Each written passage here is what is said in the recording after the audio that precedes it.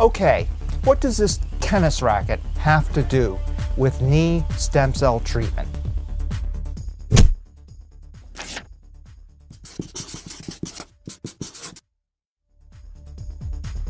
One area of research as far as scaffold material is carbon fiber. Carbon fiber has been used in many different industries because of its strength. Another property that makes it potentially useful is that it is biologically inert. Results so far, unfortunately, have been disappointing.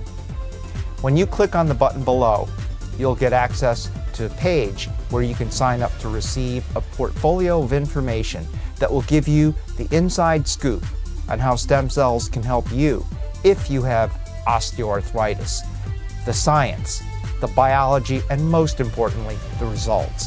See you on the other side.